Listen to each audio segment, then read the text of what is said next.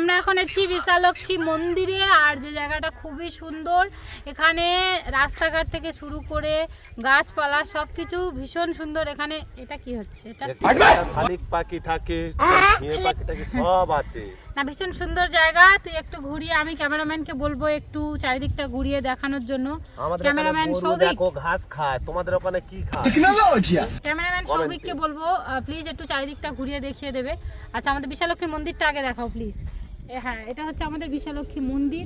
আর বিশালক্ষী মন্দিরের সামনেই আছে একটা পুকুর, যে পুকুরটাকে আমরা পুণ্যি পুকুর বলি, কারণ এই পুকুরে স্নান করলে সবাইয়ের সব মনস্কামনা পূর্ণ হয়। আর এই পুকুরে কিন্তু স্নান হয় প্রত্যেক বছর একবার করে। আমি আগে ভিডিও পোস্ট করি, এই কয়েকদিন আগে বিশালক্ষী মাতার পুজোও হলো, আমি সেটাও পোস্ট করেছিলাম, তোমরা অনেকে এসেও ছিলে। বাট ওই দিন মেঘের অবস্থা খুবই খারাপ ছিল, যেহেতু বৈশাখ মাস একটু ঝড় বৃষ্টি তো হবেই। আর সব থেকে এখানে আমার যে জিনিসটা বেশি ভালো লাগে, এই জায়গাটা ভীষণ নিরিবিলি। মানে তুমি যদি বিকেলে এসে বসো তাহলে মন তো শান্ত হয়ে যাবে। আর আছে সুন্দর একটা বিশাল বড় বট গাছ, যার প্রচুর প্রচুর ঝুড়ি নেমেছে। আর এই বট গাছের এই কিছুদিন পরে ফল পাকবে। ফল পাকলে সে এক মানে মনোরম দৃশ্য।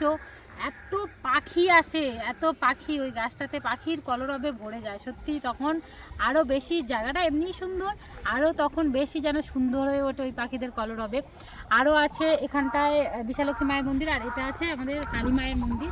কালী মায়ের মন্দিরটা ওই যে পুকুরের এদিকে আর ওদিকে। পুকুরের এদিকে হচ্ছে বিশালক্ষী মায়ের মন্দির, আর পুকুরের এদিকে হচ্ছে আমাদের মা কালীর মন্দির। দুটো মন্দির। তোমরা আসতে পারো মাধবনগর স্টেশন, মাধবনগর স্টেশনে নেবে 5 মিনিটের মতো হাঁটা পথ। হেঁটে আসলেই তোমরা পৌঁছে যাবে বিশালক্ষী মন্দিরে। আমি মন থেকে বলবো তোমরা একবার এসো। অনেকেই এখানটায় পুণ্যপুকুরে স্নান করে মায়ের কাছে যা চেয়েছে তা পেয়েছে। অনেকে, আমার আত্মীয় স্বজন অনেকেই। মা ভীষণ জাগ্রত। তোমরা, আমার কথা নয়, তোমরা একবার এসো, এখানে এসে মায়ের কাছে মনস্কামনা বলে যাও। আমার বিশ্বাস মা তোমাদের সেই মনস্কামনা পূর্ণ করবে।